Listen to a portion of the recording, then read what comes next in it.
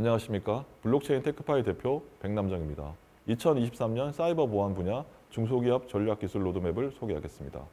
전체적인 개요에 대해 말씀을 드리도록 하겠습니다.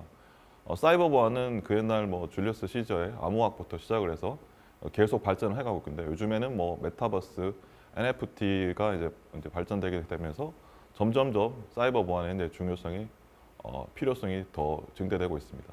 사이버 보안은 이제 시스템 네트워크 프로그램을 인젝션, SQL 인젝션이나 이런 부분부터 데이터 유출, 랜섬웨어 등 이제 다양한 이제 공격을 보호하는 방식을 의미하고 있고요. 정보보호 산업은 이제 정보보호 제품을 개발 생산하는 모든 부분, 그리고 보안 컨설팅, 보안 관제 등 정보보호 서비스를 수행하는 산업 전체를 의미하고 있습니다. 그렇다면 이 사이버 보안은 왜 중소기업에 필요한지에 대해서 말씀을 드리도록 하겠습니다. 전체적으로 공급망은 이제 다양한 업체가 연결돼 있어요. 전 세계가 이제 글로벌하게 연결되어 있기 때문에 이 관리하는 것이 이제 까다롭고 그 피해도 크기 때문에 공격 표현도 점점 확대되고 있기 때문에 공급망 약점에 대한 공격 대응이 이제 필요한 것이고요. 그리고 최근에 다크웹이라든지 엠번방 이런 사건들이 가지고 있는 익명성을 가지고 있는 인터넷 환경이 급변되면서 이제 메타버스나 그런 환경에 넘어가고 있기 때문에 기업의 정보를 이제 유출하는 금전을 요구하는 해킹이 계속 증가하고 있습니다. 해커 조직들도 나나뉴스나 여러 가지 조직화되어 있고요. 그래서 그런 부분들이 이제 필요한 부분, 전략부분, 사이버 보안에 필요한 내용이 크게 이제 두 가지의 이유로 사이버 보안이 필요하고요. 그렇다면 이제 정부는 어떤 정책을 취하고 있느냐? 크게 데이터 보호 핵심 기술 개발 전략을 통해 가지고 데이터를 보호하겠다는 확고한 의지를 나타내고 있고요. 이 자료는 이제 과학기술통신부가 2021년 이제 11월에 발표했고요. 데이터 보호에 대한 핵심 내용을 얘기했고요. 그리고 2022년 2월달, 올해 2월달에는 이제 정보보호 산업을 어떻게 육성할지에 대해서 정부에서 발표를 했습니다. 그래서 정보보호 산업을 이제 2025년에는 이제 좀 더 매출을 발생하고 좀 더 많은 할 수 있는 그런 다양한 정보 산업 육성 방안에 대해 발표를 했습니다. 그런 부분에 맞춰서 사이버 보안에 대해서도 계속 이제 확대가 될 예정입니다. 네, 이상으로 정보 전략 분야 개요를 말씀드리고요. 그렇다면 이제 개별 제품들이 도대체 어떻게 역할을 하고 있는지 그런 부분을 말씀드리도록 하겠습니다. 환경 분석은 이제 그 외에 다른 나라들은 어떤 나라 정책을 피고 있느냐. 중국은 2020년 6월에 네트워크 안전 심사 판법을 시행했고요. 16년부터 데이터 댐이나 이런 걸 통해 가지고 데이터를 사고 팔기도 했으며, 또한 이제 국가 사이버 공간 보안 전략도 시행했습니다. 한국은 앞에 말씀드린 것처럼 21년 11월, 22년에 이런 내용들을 냈고요. 미국은 이제 바이든 정부가 2022년에 미국 사이버 보안 강화법을 추진하고 있고요. 그리고 아예 이제 내년부터는 이제 사이버 보안을 위한 국가 전략을 수립하여 추진할 예정입니다. 미국이 점점 더 사이버 보안에 대해서 중요하게 여기고 있다는 걸 알 수가 있는 거죠. 일본도 2020년부터 향후 3년간 내년까지죠. 새로운 사이버 보안 시책 목표와 시행 방침을 하도록 하고 있고요. 유럽에서는 독일이 대표적인 이제 그 정보 보호에 대한 선진국이라 할 수 있는데, 2020년 12월에 연방정부가 정보기술법을 이제 개정을 최초로 통과했고요. 그 이후에 2021년 1월에 연방기술안보 BSI에서 비즈니스 BCMS 설정을 위한 새로운 표준을 이제 발표했습니다. BCMS는 사업 여성속이라고 하는데, 그거는 이제 쉽게 말하면 여러분들 혹시 9.11 테러 때 모건 스탠리가 바로 계속 영업을 했었다는 걸 알고 있는지는 모르겠는데, 그렇게 어떤 핵심 재난에서 핵심적인 업무를 계속 유지할 수 있는 그런 것들이 이제 사업 연속성 관리 시스템이라고 할 수 있습니다. 그 안에서 사이버 보안의 영역도 필요하다는 그런 이제 표준을 발표했습니다. 그러면 이제 2023년부터 사이버 보안 이제 시장 규모는 한국과 전 세계의 규모는 어떨까 한번 보도록 하겠습니다. 세계 사이버 보안 시장 규모는 전체적으로 이제 2,800억 달러, 엄청나죠? 한국은 이제 그 18조 원 규모로 전망을 하고 있습니다. 그리고 이거는 어디까지나 예측인 거고, 내년이나 내후년 예측에서는 좀 더 많은 분야에서 사이버 보안 시장이 커질 것으로 예상이 되고 있습니다. 왜냐하면 이제 시장 환경 자체가 메타버스나 이런 부분들이 아예 이제 사람들이 이제 저희가 오프라인 환경에 있던 부분들이 점점 온라인으로 옮겨가고 있기 때문에, 이런 부분들이 있으면 온라인 환경에서는 이제 그 여러분들 벽이 여러분들을 외부에서 바람을 막아주듯이 사이버에서도 방화벽이나 이런 여러 가지 보안을 하겠는 시설들이 필요합니다. 그렇기 때문에 사이버 보안도 점점 시장이 늘어날 것으로 보입니다. 기술 개발 동향에 대해서 말씀을 드리도록 하겠습니다. 이제 전체적인 개요에 대해서 말씀을 드리고 있고요. 정보 보안, 융합 보안, 블록체인 크게 세 분야로 나눠졌습니다. 사이버 보안이라는 영역은 이제 정보 보안은 이제 암호 인증, 아까 말씀드렸던 암호가 핵심이죠. 서로 이제 암호를 서로 모르게 해야 되는 그런 게 핵심이기 때문에 암호 인증이라는 부분, 그리고 네트워크 보안, 여러분들이 데이터를 주고받는 그 모든 순간에 네트워크 안에 갔을 때 평문으로 전송해 있을 때는 누구나 해커나 이런 사람들이 가져올 수 있기 때문에 그런 네트워크 보안도 되게 중요한 영역입니다. 그리고 여러분들 혹시 다 누구나 요즘에 다 클라우드를 쓰고 계시잖아요. 개인의 PC도 물론 쓰고 계시지만 많은 자료들을 네이버 클라우드나 구글 클라우드에 가지고 있습니다. 이런 부분들 때문에 그 자료들은 이제 본인이 소유하지 않고 그 회사에서 가지고 있는 그 인프라 영역이 있기 때문에 클라우드 보안도 되게 중요한 영역으로 볼 수 있습니다. 그래서 세 가지 영역을 보는데 정보 보안은 이런 식으로 발전해 나가고 있고요. 융합 보안은 이제 예전에는 여러분도 요즘 차가 어떻게 되는지 차는 요즘 거의 전자기기라고 할 수 있습니다. 차도 그렇고 스마트 시티도 그렇고 모든 것들이 다 전자화되고 있어가지고 예전처럼 기계가 동작하지 않고 예전 컴퓨터를 부팅하듯이 요즘에 스마트 시티, 스마트 공장 이런 것들도 다 무인 이동체인 모든 것들이 다 부팅이나 이런 부분을 통해 하고 있기 때문에 융합적으로 보안이 적용이 되고 있습니다. 스마트 시티나 이런 부분들, 스마트 공장, 스마트 팜이나 이런 부분들도 있고요. 무인 이동체는 이제 차량 간 요즘 많이 이제 하고 있지 않습니까? 테슬라의 무인 이동체 그런 부분들도 어떻게 생각하면 그 네트워크를 통해서 데이터들을 주고받고 있기 때문에 원격으로 하고 있는 그런 차들을 해킹을 하면 이제 취약하기 때문에 그런 부분들에 융합 보안도 필요하고요.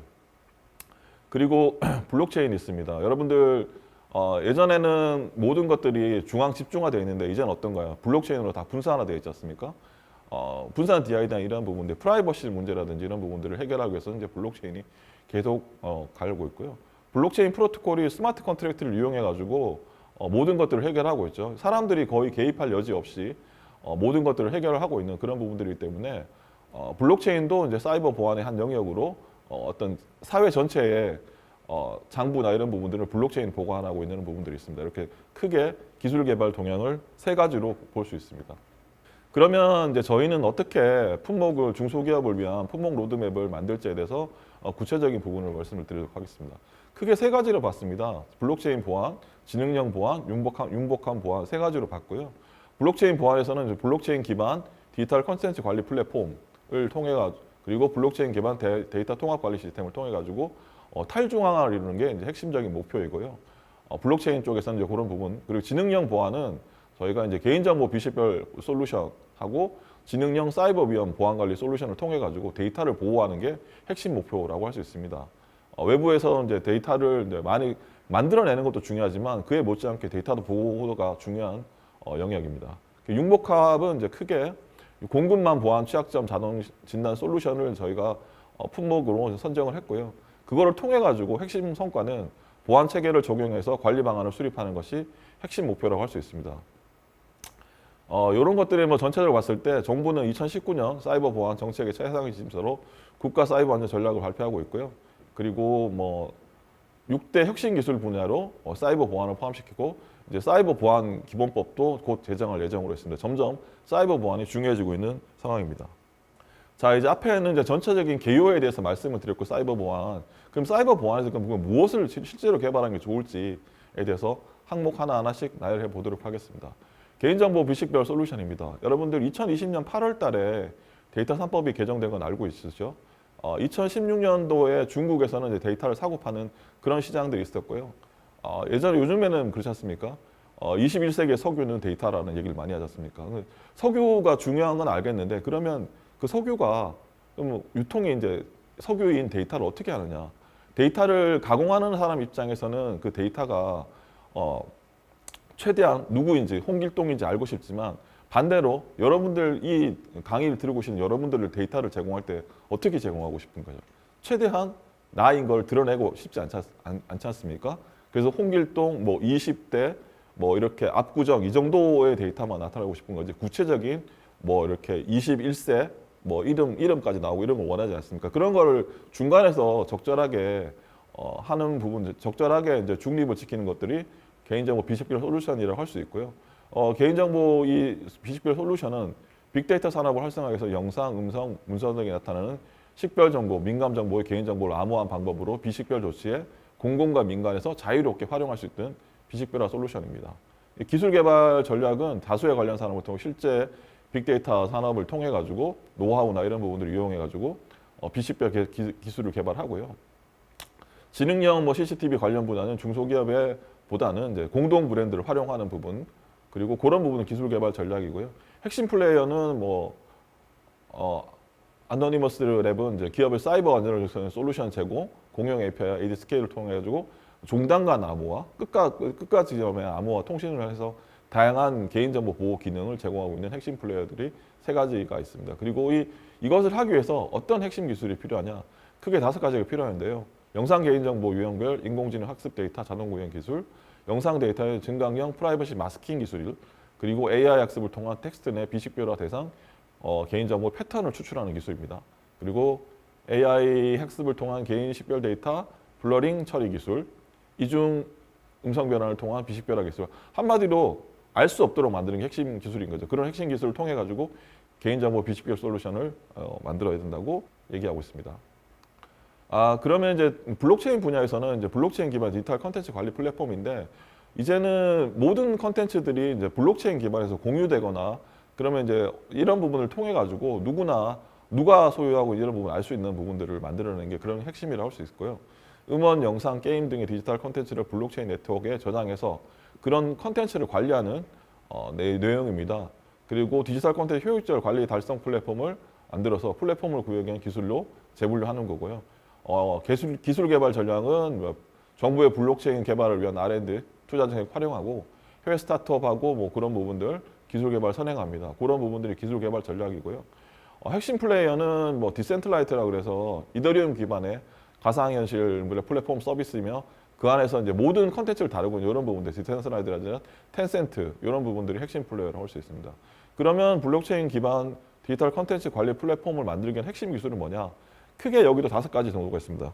블록체인 기반의 토큰 경제. 왜냐하면 블록체인은 모든 게 항상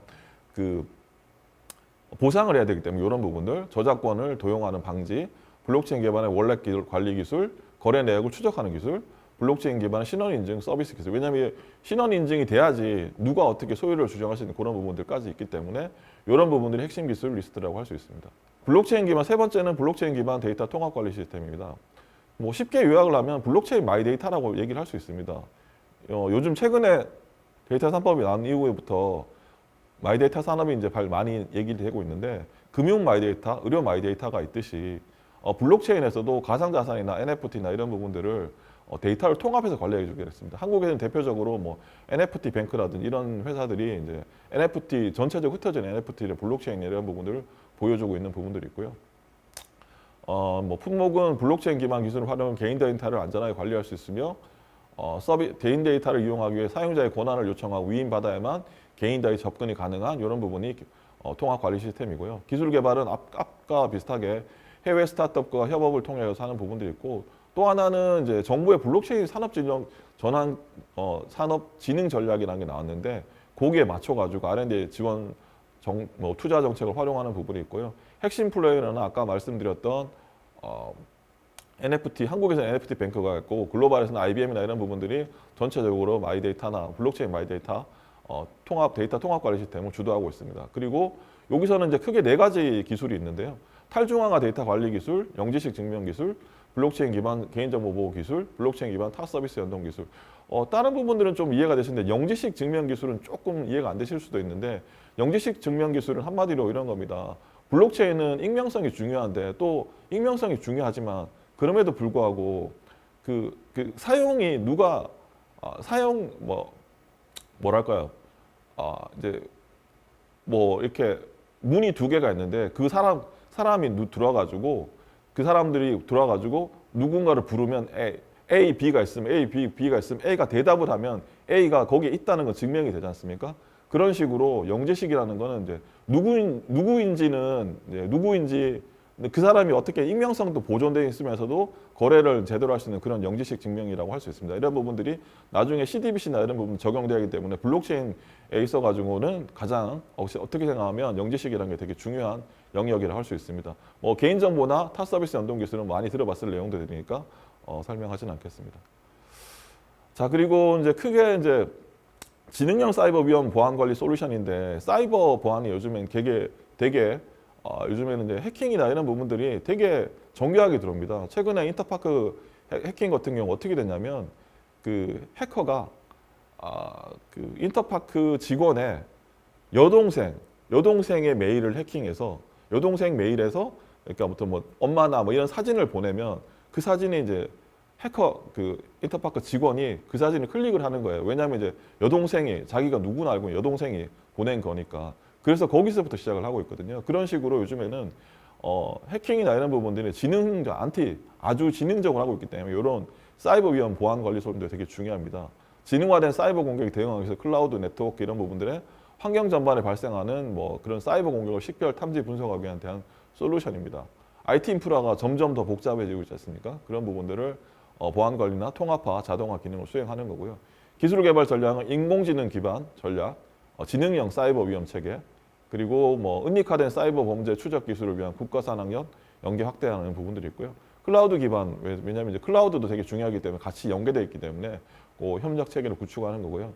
그게 마이크로소프트나 뭐 이런 뭐 포티넷 같은 경우에는 그 이제 시큐어 코딩이라고 해서 그런 부분들도 이미 이제 많이 적용되고 있는 그런 회사입니다. 그런 회사들이 핵심 플레이어고요. 지능형 사이버 위험 보안 관리 솔루션은 이제 핵심 기술 리스트가 좀 상대적으로 좀 많습니다. 왜냐하면 이제 지능형이라는 단어가 있기 때문에 지능적으로 이제 그 보완해야 되는 그런 부분들도 있기 때문에 지능형 사이버 위협 보안 기술, 뭐 지능형은 아니고 사이버 범죄 측면 추적 기술, 지능형 사이버 보안 관제 기술, 지능형 사이버 디셉션 관리 기술, 클라우드 보안 기술, 보안 취약점 분석 관리 기술이 핵심 기술이라고 할 수 있습니다. 자, 공급망 보안 취약점 자동 진단 솔루션을 말씀드리도록 하겠습니다. 공급망이 아까도 말씀을 드렸지만 전 세계가 글로벌 다 연결되어 있기 때문에 공급망도 되게 중요한데 한 나라에서 공급이 안 되면 전체적으로 전 세계가 다 영향을 미치고 있기 때문에 있습니다. 이제 요즘 보시면 아시겠지만 우크라이나 전쟁이 전 세계적으로 영향을 미치고 있지 않습니까? 그렇듯이 이 공급망이라는 부분도 전 세계적인 영향을 미치기 때문에 이런 부분들도 되게 중요하고요. 그래서 IT 기술이 내재된 보안 취약점을 인공지능 기술 등으로 활용해 자동으로 탐지하고 대응할 수 있는 기술입니다. 그리고 뭐 보안 이슈가 부각될 소프트웨어 디벨롭 라이프 사이클의 적용을 위한 기술을 포함하고 있고요. 그리고 기술 개발 전략은 초기 단계 때문에 소프트웨어 하드웨어 기반까지 확장하는 전략이 필요하고요. 미국은 행정명령을 통해 가지고 SBOM 대응이나 이런 부분을 대응하고 있습니다. 그리고 이런 부분들이 있고요. 핵심 플레이는 이제 IoT 큐브나 이런 회사들이 오픈세스 라이센스 점검 및 보안 취약점, 자동 플랫폼 이런 부분 통해 가지고 취약점 분석과 이런 부분 공급망 보안 취약점 솔루션을 이제 핵심 플레이어적으로 활동을 하고 있습니다. 핵심 기술 리스트는 크게 네 가지입니다. SBOM, 소프트웨어 빌 오브 매트리얼, 소프트웨어 취약점 분석 및 자동화 기술, 하드웨어 취약점 분석 및 자동화 기술, 오픈소스 기반 소프트웨어 공급망 기술 크게 이 네 가지로 핵심 기술 리스트라고 할 수 있습니다. 지금까지 2023년 중소기업 전략기술 로드맵 사이버 보안 분야에 대해 설명드렸습니다. 감사합니다.